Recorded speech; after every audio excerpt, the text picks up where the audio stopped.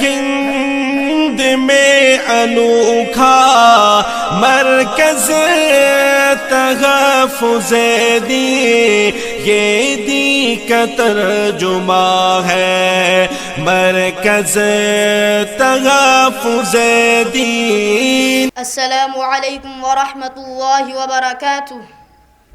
الحمد للہ رب العالمین، والصلاة والسلام على سید المرسلین وعلى آلہ وصحبہ اجمعین، اما بعد۔ ولا تہنوا ولا تحزنوا وانتم الاعلون ان کنتم مؤمنین، صدق اللہ العظیم۔ میں نہ عارف، نہ مجدد، نہ محدث، نہ فقیہ، میں نہ عارف، نہ مجدد، نہ محدث، نہ فقیہ، مجھ کو معلوم نہیں کیا ہے نبوت کا مقام، ہاں مگر عالم اسلام پہ رکھتا ہوں نظر، فاش ہے مجھ پہ ضمیر فلک نیلی فام۔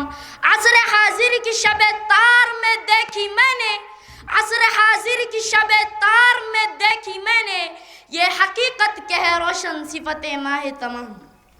محترم صدر جلسہ اور معزز اساتذہ اکرام اور حاضرین جلسہ، اسلام ایک مکمل دستور حیات ہے جو انسانیت کی ہر شعبے میں رہنمائی کرتا ہے اور پیدائش سے لے کر موت تک اصول زندگی اور آداب زندگی فراہم کرتا ہے، اور دنیا کے سارے انسانوں کو اخوت و بھائی چارگی اور عدل و انصاف کا درس دیتا ہے۔ اس وقت پوری دنیا میں ہر طرف ظلم و ستم کا بول بالا ہے، اہل کفر کو گوارا نہیں کہ اسلام کی امن و امان اور عدل و انصاف والی تعلیمات عام ہو، ہمارا ملک امن و امان کا گہوارہ بنے، اس لیے وہ اسلام اور مسلمانوں کے خلاف مسلسل تدبیروں میں لگے ہوئے ہیں۔ مسلمانوں کو ان کی بے گناہی کی سزا دینے کے لیے پورا عالم کفر متحد ہے۔ دشمنان اسلام دینی حق کی شمع کو اپنی پھوکا سے بجھانے کے در پہ ہے۔ اسلام اور اہل اسلام کے خاتمے کے لیے نئے نئے منصوبے بنا کر ان پر عمل کیا جا رہا ہے۔ کبھی عقائد پر حملہ کیا جاتا ہے تو کبھی عزتوں کو تاراج کیا جاتا ہے، کبھی آئین اسلام کو بدلنے کے لیے نعرے بلند کیے جا رہے ہیں، کبھی فرد واحد کو ظالموں کی جماعت مل کر موت کے گھاٹ اتار دیتی ہے۔ ستم ظریفی تو یہ ہے کہ مظلوم کے قتل پر آسمان و زمین، چاند و سورج، بلکہ کائنات کا ذرہ ذرہ گواہ ہے۔ اس کی چیخ و پکار آج بھی کانوں میں گونج رہی ہے، لیکن افسوس صد افسوس اس کے قاتلوں کو باعزت بری کیا جاتا ہے۔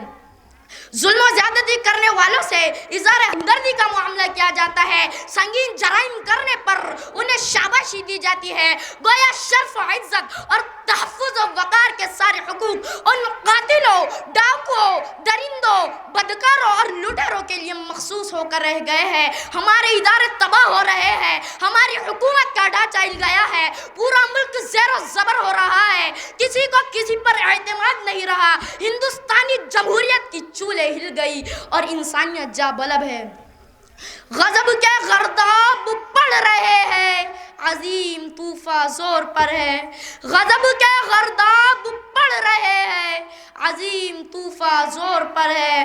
بلا کی پروائی چل رہی ہے، جلال میں روح بحر و بر ہے۔ تھپیڑے کھاتا ہوا سفینہ کبھی ادھر ہے کبھی ادھر ہے۔